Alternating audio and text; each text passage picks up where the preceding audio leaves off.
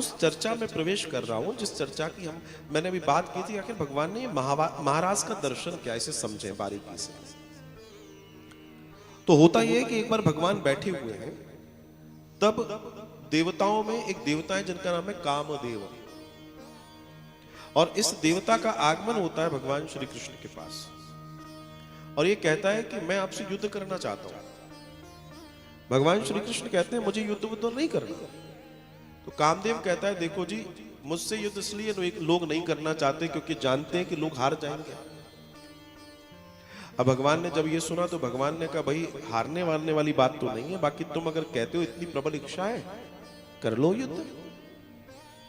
अब कामदेव जानता है कि मैंने बड़े बड़ों को हराया है। भगवान ने कहा कर लो युद्ध। अब कामदेव ने कहा कि अच्छा युद्ध करेंगे? बोला हाँ करेंगे। अब कामदेव से भगवान कह रहे हैं कहां करोगे, युद्ध का मैदान कहां होगा? तो कामदेव कहता है आपने जो पूर्व में उन सभी गोपियों को जो आश्वासन दिया है शरद पूर्णिमा की महारात्रि का, उस रात्रि में जब आप अकेले पुरुष होंगे, बाकी सब स्त्रियां होंगी, तब मैं आपके साथ युद्ध करूंगा। कामदेव ने जो भी व्यवस्था बनाई उसमें वो जानता था कि मैं इस जगह बली हूं, मैं जीतूंगा, और उसने अपने अनुसार सारा वातावरण तैयार कर लिया। भगवान मुस्कुराए। भगवान ने कहा ठीक है, यदि तुम्हारी इच्छा है कि चलो हम ऐसे युद्ध करेंगे। अब समय उस रात्रि का आया जिस समय भगवान अकेले अर्थात श्री कृष्ण पुरुष रूप में अकेले हैं, बाकी चारों तरफ स्त्रियां हैं, गोपियां हैं। अब कई बार सामान्य बुद्धि का व्यक्ति ये सोचता है अरे भगवान अर्थात इतनी सारी स्त्रियों के साथ नाचे, इतनी सारी स्त्रियों के साथ महाराज किया, तो कुछ अपने बारे में गलतफहमी लगा लेता है। लेकिन अभी मैंने आपको दो तीन चीजें बताई, जिसमें एक चीज ये बताई कि जितनी गोपियां थी उतने कृष्ण हुए। तो भगवान ने इस लीला में सबसे पहले तो ये बताया है कि ब्रह्म अपना कार्य कर रहा है, ये मनुष्यों के कार्य नहीं है, इंसानों के कार्य नहीं। वहां जितनी गोपियां थी उतने कृष्ण प्रकट हुए, इसका मतलब ब्रह्म ने अपना दर्शन दिया। इसलिए आप उसके बारे में कुछ बोल ही नहीं सकते, क्योंकि जहां ये लिखा है महाराज हुआ, वहां ये भी लिखा है इतने स्वरूप भगवान ने प्रकट किए। पहली बात।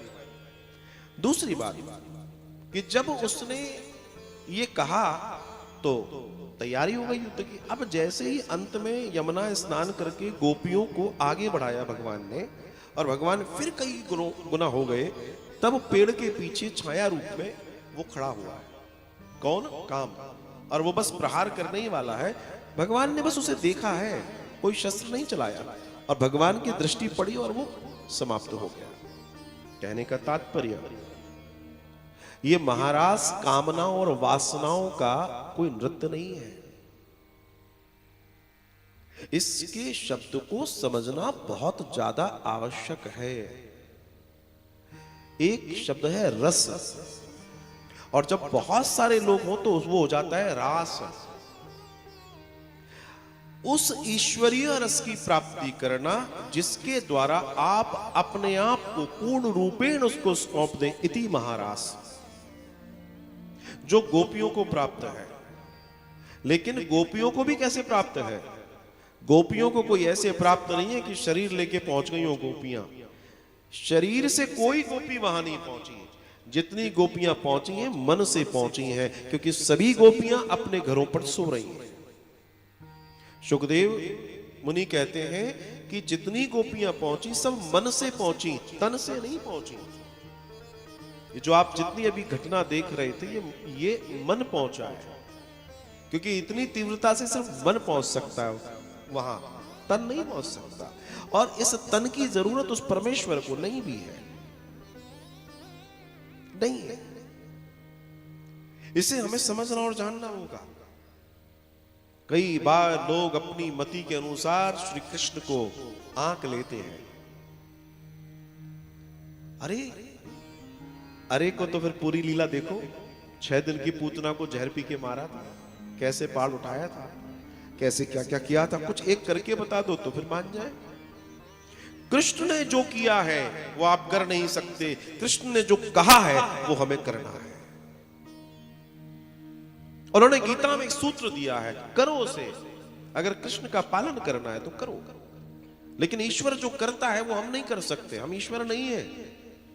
अब तुच्छ, सिर्फ तुच्छ तुच्छ अति तुच्छ प्राणी है, उसकी इस पूरी लीला स्थली में उसकी कृपा से जो घट जाए तो बहुत अच्छी बात है, बहुत दिव्य है। लेकिन हमें इस सूत्र को समझना और जानना होगा, और जब हम इस सूत्र और उस सूत्र को समझेंगे, जानेंगे, तब समझ में आएगा कि वो ईश्वर की सत्ता कितनी विराट और कितनी महान है। इस पूरे प्रकरण को सुन के भविष्य में किसी के मन में कोई विचार, कोई विकार ना पैदा हो, इसलिए परीक्षित जी ने पूछा, आखिर भगवान ने ऐसी लीला क्यों की? कलयुग आने वाला था, लोग तो न जाने कैसे कैसे विचारों के होंगे, न जाने क्या क्या सोचेंगे श्री कृष्ण भगवान के लिए, क्योंकि भगवान तो प्रश्माये तरश्च अवतीर्णो हि भगवान अशेन जगदीश्वर स कथम धर्म सेतूना क्वता कर्ता भैर्भृता प्रतीपमाचरत ब्रह्मा परदाराभिमर्श। वो तो धर्म की स्थापना के लिए आते हैं, फिर ये नाच गाना किस लिए था? आखिर इसका कारण क्या था? अब देखिए, थोड़ा और पीछे चलते हैं। कामदेव ने कहा, जब आप ही पुरुष हो तब बाकी सब स्त्रियां, तो जो पुरुष है ये शब्द सामान्य नहीं है। पुरुष का मतलब कौन है? पुर मतलब होता है स्थान, पुरधन उषा, उषा बोलते हैं सूर्य की पहली किरण को, रश्मि को उषा बोलते हैं, अर्थात उसका प्रकाश जहां पड़ता है, जो सिंचित कर रहा है सबको, जो सबको पाल रहा है, इति पुरुष, वही है पुरुष। या जो अपने घर का पालन कर रहा है उसको भी पुरुष कहने लगे, लेकिन देखा जाए तो उसके आगे सब आत्मा। इसलिए कृष्ण के इस महारास में जब शिव को भी आना होता है तो उनको भी स्त्री बनना पड़ता है, वो भी अपने पुरुष रूप में नहीं आ सकते, क्योंकि एकमात्र पुरुष वे ही है। उस दर्शन को समझिएगा, एकमात्र पुरुष वो परमेश्वर है, उसके अलावा कोई नहीं है। इस शरीरों के भेद को समझ पाना बड़ा मुश्किल है, क्योंकि सबके अंदर जो आत्मा रूपी बैठी हुई आत्मा है ना, उसका पुरुष वो परमात्मा ही है। देह तो यहीं छूटेगी। और फिर वो कहते हैं, धर्मत्वयि क्रमो दृष्ट ईश्वराणां च साहस तेजीयसां न दोषाय वहने सर्वभुजो यथा। फिर भी सुनो परीक्षित, चार लोग ऐसे हैं जिनको दोष नहीं होता। कौन? ईश्वर, ईश्वर को दोष नहीं होता। दूसरा कौन? अग्नि, अग्नि को दोष नहीं होता। तीसरा कौन? गंगा, गंगा को दोष नहीं होता। गंगा निकली ग्लेशियर से, और जब नीचे आई उसमें जो मिला वो गंगा हो गया, जो गंगा में मिला वो गंगा हो गया। बंगाल की खाड़ी तक न जाने कितने नदियां, न जाने कितने नाले गंगा में मिलते हैं, लेकिन गंगा का नाम नहीं बदलता, उनके नाम खत्म हो जाते हैं। और गंगा के जल का स्वरूप, रंग आदि इत्यादि जरूर बदल सकता है, लेकिन गुण नहीं बदलता, इसलिए उसे दोष नहीं। अग्नि में आप कुछ डाल दीजिए, कुछ जला दीजिए, अर्थोगत्वा जलने के बावजूद भी जो शेष बचता है वो अग्नि बचती है, अग्नि दूषित तो नहीं होती।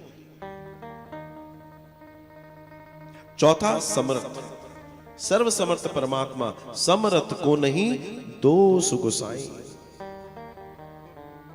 जो सर्व समर्थ है उसे दोष नहीं होता। इसे समझो राजन। परीक्षित प्रेम से भर गए। हालांकि सुखदेव मुनि भी जानते हैं कि परीक्षित ने प्रश्न अपना नहीं किया है, इतना ज्ञानी व्यक्ति ये प्रश्न नहीं कर सकता। आने वाले समय में जो लोग होंगे वो कहीं गलत विचार न करने लगे, उसके लिए परीक्षित ने प्रश्न किया। क्योंकि बार बार वो कह रहे हैं भगवान श्री कृष्ण, भगवान श्री कृष्ण। एक बार भी ये नहीं कहा श्री कृष्ण कह रहे हैं, बार बार भगवान श्री कृष्ण। ये गाथा भगवान की है। श्री कृष्ण तो किसी का भी नाम हो सकता है और हो सकता है, लेकिन भगवान तो भगवान ही होता है। वो एक ही है, दो नहीं है।